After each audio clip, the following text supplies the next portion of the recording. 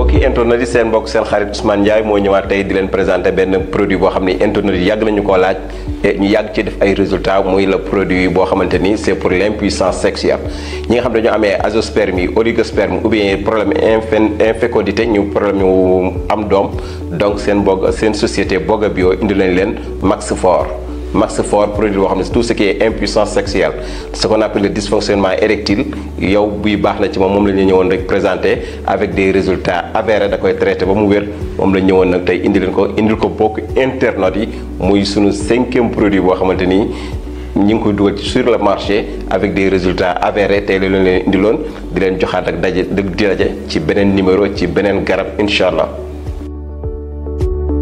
لقد كان لكم في رسول الله أسوة حسنة لمن كان يرجو الله واليوم الآخر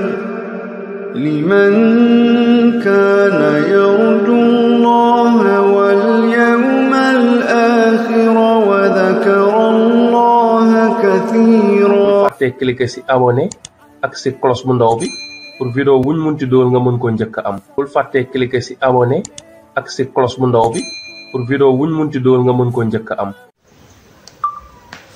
asalaamaaleykum wa rahmatullah ñu ngi leen di nuyu di leen ziar yéen ñi ñuy suivre ñëpp ci seen chaîne sama xalaat ñu ngi leen di fàttali professeur Ousmane Ndiaye lañ fi dalal ci li nga xamante ni mooy huile essentielle de la semaine comme ni ngeen ko xamee ne dañoo jël de série bu bees muy jëm ci wàllum huile essentielle yi. professeur ñëwoon na ci waxtaan ñu lan mooy huile essentielle yaakaar naa loolu leeraloon na ko ba mu leer bii passé ñu ñëwoon ci huile essentielle u eucalyptus muy huile essentielle u garabu xottu butéel tey nag professeur ginnaaw bañ la nuyoo ziar ñii seetaan dañoo bëgg nga ñëwal ñu ci huile essentielle u naanaa maanaam naanaa ban naanaa nga indi tey ak huile essentielle u naanaa boobu yan njariñ la am ci wér-gu-yaram ak nan lañ koy jëfandikoo.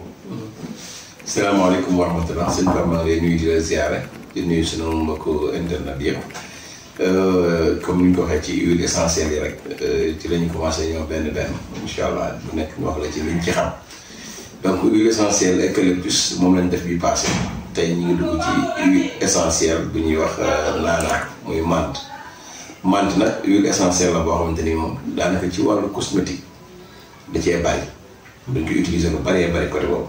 parce que boo xoolee pâte dentifrice yi day xëy maanaam lépp luy xeeñ menthe rek. mën nga ni ci huile essentielle menthe la soxe ko exemple. donc boo xoolee pâte dentifrice yi boo xoolee yooyu yëpp ak déodorant yi nga xamante ni dañ koy defar ak fabrication yi nga xamante ni lu mel ni ay saabu ak yu demee noonu yooyu tamit day nekk ci ay huile essentielle. donc surtout mu nekk huile essentielle bi nga xamante ni menthe day nekk parce que huile essentielle li ko tax a def lu bëri am na ci yoo xamante ni. am na ay njëriñ yoo xamante ni moom lay joxe mais am na ñoo xam ne goût bi la ñuy soxla maanaam xet bi odeur bi te odeur menthe dafa nekk odeur boo xam ne odeur bu neex la surtout pâte dentifrice boo ko utilisé da ngay sentir menthe bi ni muy demee donc mu nekk huile essentielle boo xam ne dafa bëri ay njëriñ tamit ci wàllu faj waxoon nañ ne lu war ni wàllu sëqat huile baax na ci parce que menthe la baax na ci wàllu sëqat baax na ci wàllu bronchite waxoon nañ sax ci wàllu digestion ñi nga xamante ni bu lekkee pour ñu digérer. dañuy am problème. moom it baax na ci wàllu rhume muy soj huile essentielle menthe baax na ci. donc gis nga menthe bi ay bakkan yu fatt. waaw boo xoolee menthe yi gars yi defar rek. kii ñuy jaay ci pharmacie pour bakkan ak yooyu yëpp en général sous forme de menthe lay nekk. donc menthe moom dafa bëri am na ñuy defar sax ay tàngal wala ay chewing-gum. waaw boo ko jëlee day tax nga mën a noyyi respiration donc moom li ko gën a mën a tax a jóg moom it ci wàllu poumon la nekk ci wàllu dënn ci wàllu bakkan ak yu demee noonu donc kon wàllu soj ak yu demee noonu moom baax na ci ak bakkan yoo xamante ni day xel yi di sotti moom it huile essentielle naanaa bi baax na ci muy menthe donc toujours rek pour nit ñi xam ne naanaa bi mooy menthe pour ñu xam donc am na lu ñuy wax sinusite aussi huile essentielle bi baax na ci bu naanaa bi baax na ci ak li ñuy wax cicatrisation moom it maanaam cicatriser ay góom ak yu demee noonu day gaaw wér la ay mauvaise haleine ñi nga xam ne dañu amee mauvaise haleine aussi mu huile essentielle bi mën na ko dimbali moo xam ne day am fraîcheur parce que sax am na yoo xam ne dañ ci defar ay non seulement wax nañ ne dañ ci defar ay saabu. ay pâte dentifrice ay déodorant. mais am na ñuy defar ay gel. gel yoo xamante ni c'est un peu day am menthe. donc menthe moom bokk na ci li nga xamante ni moo gën a. bari en général ci wàllu cosmétique ci li ñuy utiliser parce que odeur bi moo tax. xet bi moo neex quoi. donc yow dañ ko ci génne. donc dañuy indi li nga xamante ni maux de gorge. ñi nga xam ne dañu am problème baat ak yu demee noonu. moom huile essentielle boobu baax na ci. donc mais lu mu baax nag am na quelque yooyu daal maanaam. mën nañ ni mooy njëriñu huile essentielle. donc ni ñu koy utiliser nag Pape waxoon na ko huile essentielle moom. toujours nee nañ la du kenn du ko jël direct. dañ koy diwlee toujours. da koy def ci tuuti ndox.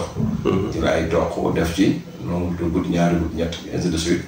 wala nga def ko ci sa morceau sucre wala sa lem wala yu demee noonu jël ko.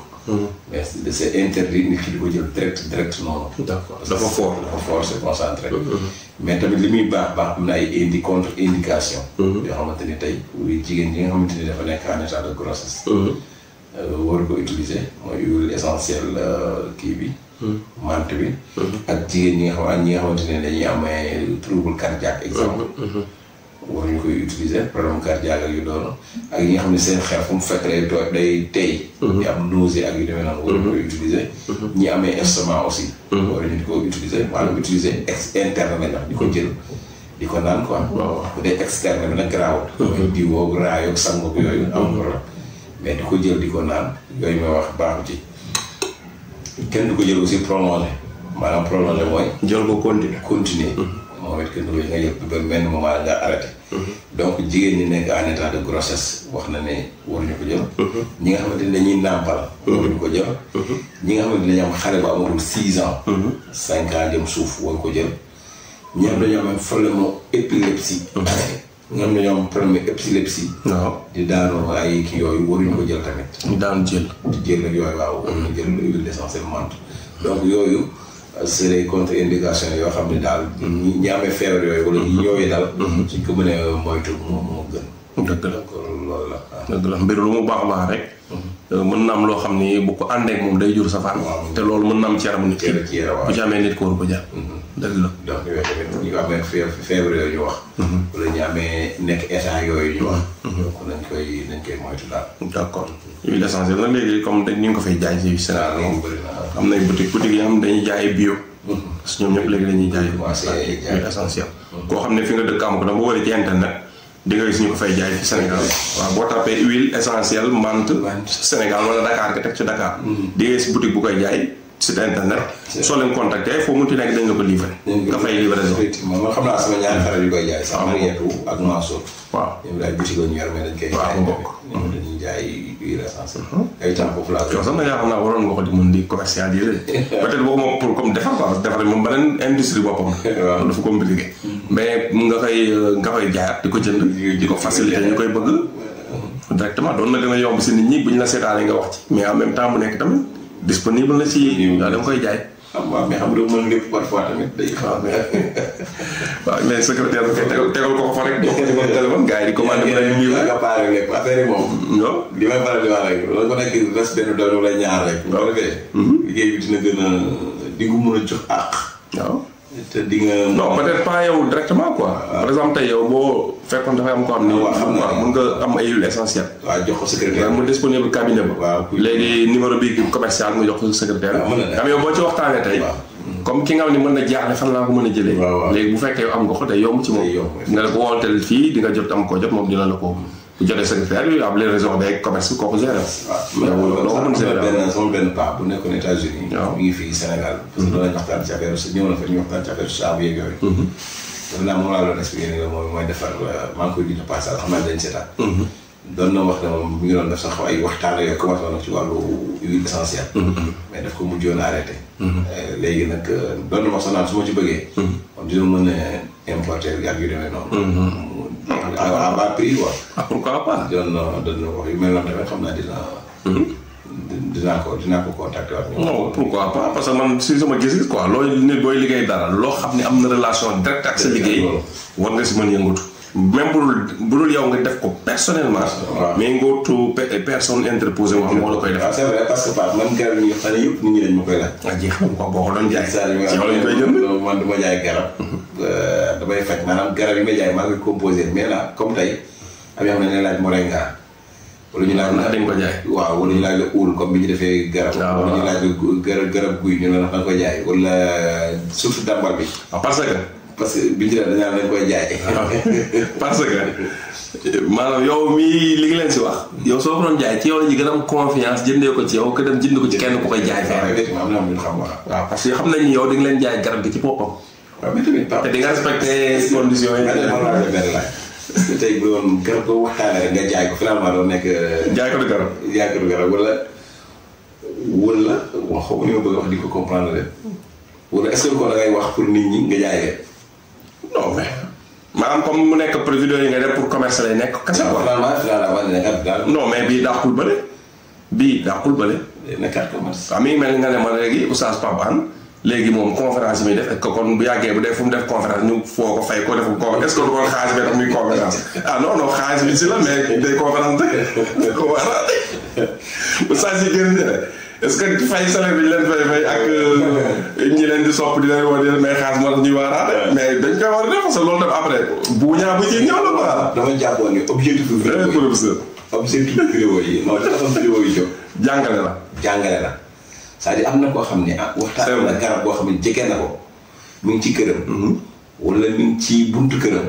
waaw wala mi ngi koy gis chaque jour. te xamul lan lay jël. waaw effectivement nga wax ko effectivement su ko defee moom mën na di waaxu ba ca tool ba wala ca kër ga. moo daal nga ci ñëw jëfandikoo. man boo laa jàppoon ne mooy objectif. non loolu la sax bien sûr. léegi waxtaan li wax rek mais par exemple tey.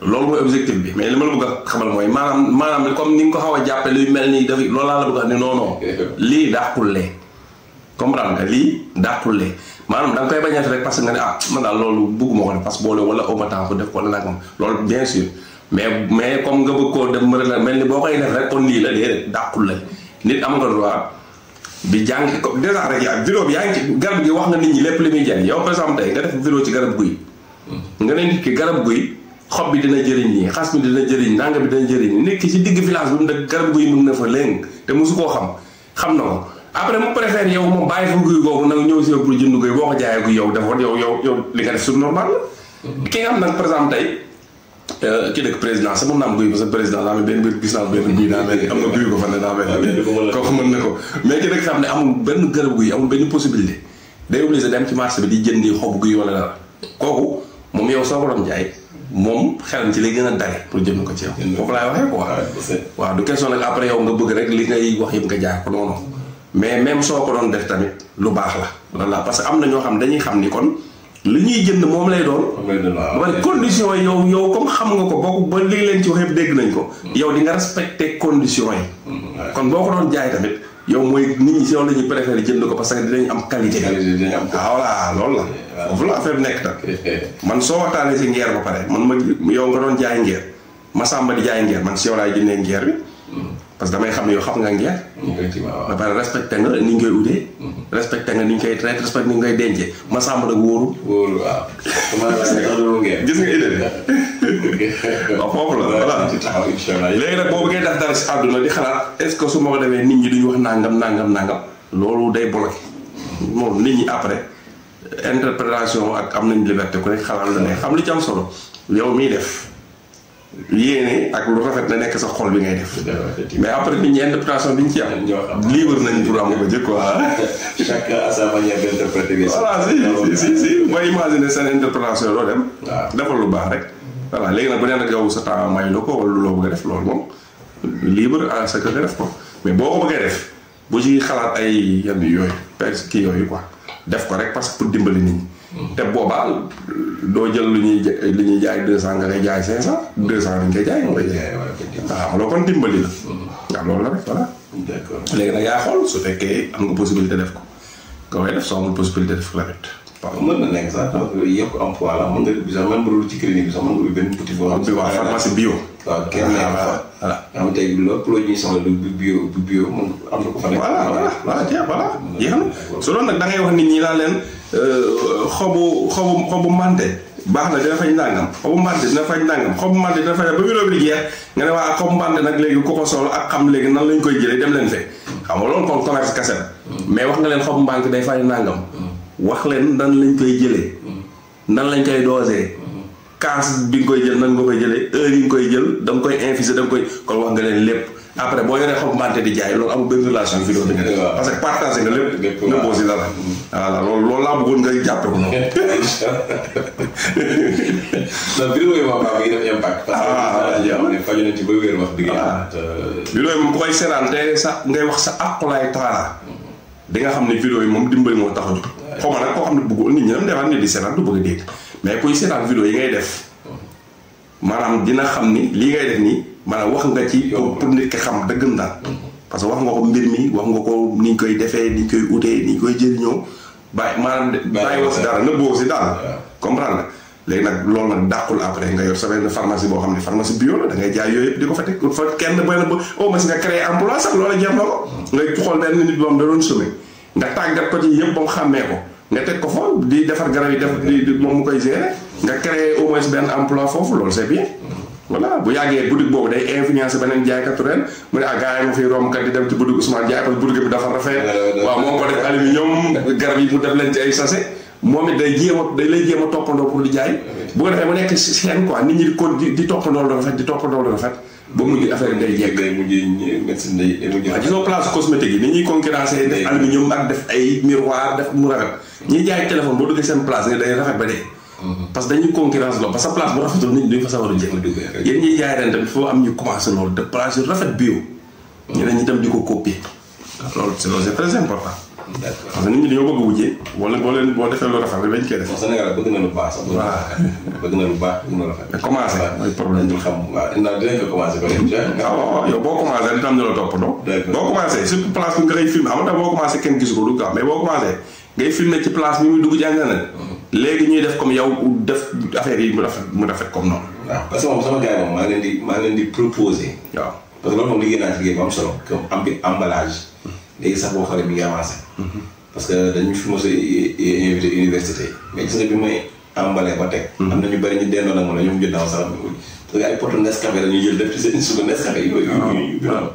et puis sunguf teg ay poto verre motard yu ñu for xam nga yooyu ay bureau comme ñu di jaaykatu jus dañuy foree kiiw ndox yi jeexi waaw kay dañuy def ay jus waaw parfois am na waajo noonu bu ko doon wax ci la ma nawee ba léegi nag sama dal garab la naan def ci mbuus takk di jaay ma ne ko mii nii pour naa loolu erreur bi boobu sama bëgg dem dégg naa ci boobu jëm rek marché waaw loolu nag erreur gën ko mag ndax taw mu tombé juste mu nekk waaw kay fu mii nii xam nga lii exemple léegi 200 laa ko jënd barki dem waaw lii exemple erreur gën koo rëy ci benn côté mooy mbuus bi sax garaaw waaw bon donte am na problème yu ci nekk yooyu mais loolu beneen affaire mais 90% yow gis nga ni nit ñi Sénégal même bu ñuy jaay glace wala dara man ma nga tëral sama waa kër ba léegi xam nañ ko da ngay gis koo xamante ni mbuus bu du def nii solo mais tàmm nañ effectivement dañuy ëff waaw si dañuy ëff pour mu mën a ubbeeku te fekk yow bu fekkee am nga feebar exemple nga amee benn feebar mën nga koo wàll ki nga jaay si bu gaaw sax tey bu gaaw surtout feebaru saxate yu demee surtout ay tuberculose et bu defee nag nga gis nit ki de parfois man dafa may daal da ngay dégg nit ko naan man xam feebar fan laa ko jëlee parce que dañuy soxla day jàmm yàlla day set mos a njaaloo mos a def dara exemple yi am yenn feebar yi exemple laa ci waxee mu daan da koy jaaxal fan la jëlee feebar bi waaw fekk ci alimentation femme kenn am ko war ko mën a waaw kay waaw mais ci yu mel nii rek la waaw c'est vrai man mas naa jéem ci benn boutique mu def la dama ko utal beneen waaw di kii ñu naan waaw gis nga dafa af kay doon sol man ko bi mu ko jël utal beneen mu ne ma ne ko bàyyi ma ne ko seetlu lu baax waaye daana ceel teg ut beneen buus waaw yéen moo tax sensibilisation bi état bi war a def dañ ko di def tamit yëpp ay sensibilisation même xar yi dañ koy def boo demee gars yi bu ñu rey xar léegi waaw géej am na sax benn moderniser serras jël affaire yi ñuy kii pneu yi waaw souffleur kii yoo xam nu mu tudd affaire yi ñuy gonfler pneu yi quoi bu ñu bënnee tànk xar bi dugal ko ci bës mu gonfler après ñu kii mais ba léegi am na fa ñoo xam ne ñuy dem serras jënd yàpp ñëpp xam nañ dañuy bënn tànku xar bi ëf ba xar bi gonfler pour bu ñu koy fees bu yomb même ñi ngay fay ñuy fees xar tabaski kër yi dañ koy ëf maanaam loolu benn feeskat bu ñëw fi benn tabaski ñu coow ci loolu man ak moom bëgg ëf xar naa ko doo ko ëf mu ne noonu c'est que ëf bi dina mu gaaw ma ne ko mais ëf bi daal ngelaw li sa gémmiñ lay génnee yaa xayti ma ne yow lii waroo yow sa conscience sa war ko nangu quoi après mu soog a bàyyi noonu man nag kon day yeexal man kon bu yeboo der bi na ñas genn wàll yàpp bi na takk ci der bi garaaw mais doo ko ëff. effectivement voilà parce que comme li nga wax ni mën na am tuberculose quoi. waaw mais loolu moom benn ko nit ñi lekk ci ñi xar ñëpp am tuberculose quand même te dañ koy ëff dañuy ëff xar yi dañuy ëff mbuus yi. donc waaw loolu mooy moo tax garab suuf dafa xaw a. sew lu jar a bàyyi xel jar a bàyyi xel la quoi. bàyyi la moo tax état bi di war di sensibiliser dafa am nga xamante ni nit ñi maanaam dafa ñu ko ngir bon. li kii la lay duur. waaw dafa ñu waaw mais dañ ko def ngir ñàkk xam. lay duur la wax nga si lay duur. waaw boobu laa la jënd. ok boobu lay duur. donc 200 laa la jëndee. macha allah. daa ñu dem marché fii waa ji jaay ko. Cissé. benn jaay bi tudd Cissé yi jaay ko. voilà ko jënd. te waxoon nga ci lu am solo lay dugg. waaw yaa nga xam ndax gars yi ñu seetaan loon vidéo. waaw mën nañ ko dem seetaan ci constipation yu bëri. yu bëri. raxas biir baax na ci. même naan daal yi ñu doon wax foofu tamit baax na ci. waaw donc da ciy baax.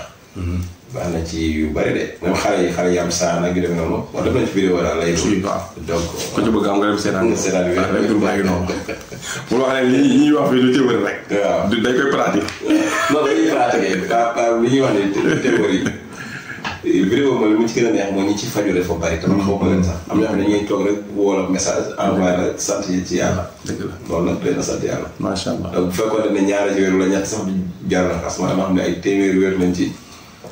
dëgg la sant yàlla. dëgg la donc sant yàlla. kon xam naa ñu yemal foofu waxtaan bi semaine bi moom xam naa xaw nañoo xaaw parce que dem nañu ay hors sujet yu bëree bëri wax ci lu bëree bëri loo xam ni génn affaire yi voilà dagg yi tam bëri na voilà xam naa gars yi ñu comprendre rek ngeen jégal ma ko nag waaw dafa dul mën a ñàkk nag parce que ngeen bàyyi xel bu ñu koy def comme bu ngeen seetloo bu baax ñiy waaraate si télé bu fekkee dañoo jël benn waaraate kan ñaare teg ko bu émission moom doomu moo fay nekk du wax ak kenn du génn kenn du ko laaj kenn day toog ne di wax nit ñi dañuy am problème concentré pour seetaan ko. effectivement su keneen nekkoon fan di ko dagg di ko laaj dinañ mere kooku de. mais kooku mooy indi liy tax ñu mën a concentré de lu interaction lay am. ok interaction moo lay dimbali.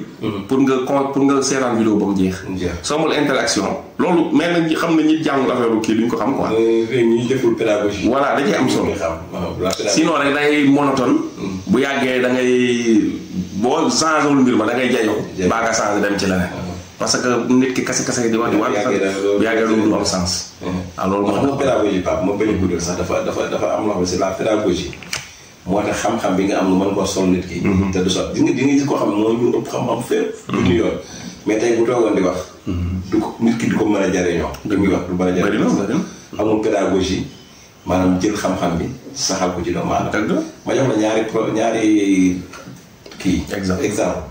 benn bi dañoo am daara ñaari daara. benn mi ngi Dakar.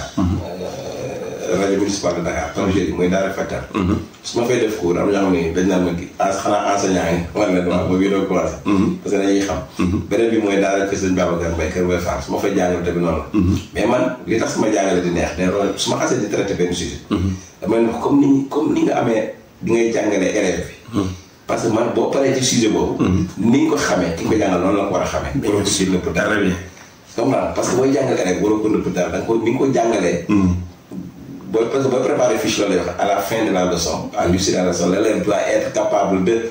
gis nga. donc kon ñun leçon bi ñuy joxe. fin bi bu vidéo bi jeexee. nit ki aussi war na mën a am capacité. xam ci garab bi ñu doon wax. dëgg la muy benn. beneen bi aussi pédagogie dafa toll foo xam ne tey enseignant kiy jàngal xale bi exemple. dañ naan la léegi bu njëkk da nga naan ñëw rek di wax xale bi di bind yooyu. boo ko defee ak xale bi nga xamante ni day ñëw nga indi ko tableau di ko interroger muy wax. nga xam ne yow da ngay participer ci formation. boo ko teg ki nga xam ne da ngay wax rek moom muy bind. du moom muy wax da koy corriger. kooku moo gën a gaaw a mën. donc l'élève doit être. moom mu war a nekk sax ci. formé boppam. enseignant bi léegi da koy dimbali rek pour mu formation bi. nga xamante ni moom da ci yëg boppam. donc day participer waa kay la participation boobu. moo tax participation bi ngay def tamit day. ñi nga xam nag dañoo bëgg di concentré wu ngay wax rek ñoom dama leen di déranger wu. léegi nag fiche bi préparé indi ko lépp dinañ ko ci wax moom balaa. incha allah mu wala mu gàtt. dinañ ko ci wax incha allah même laaj bi amul problème.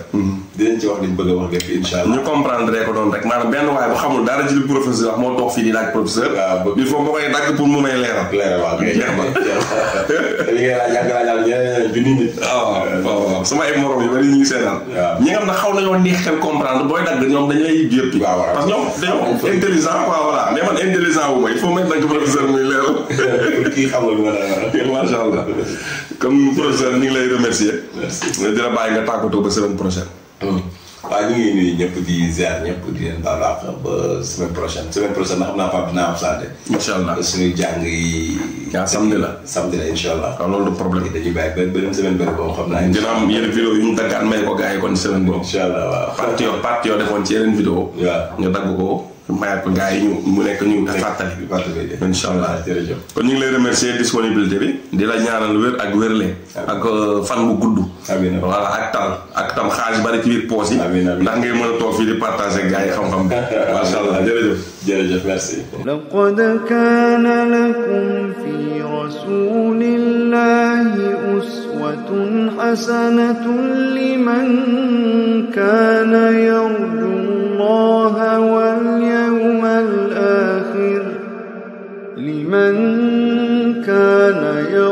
الله واليوم الآخر وذكر الله كثيرا وقرن في بيوتكم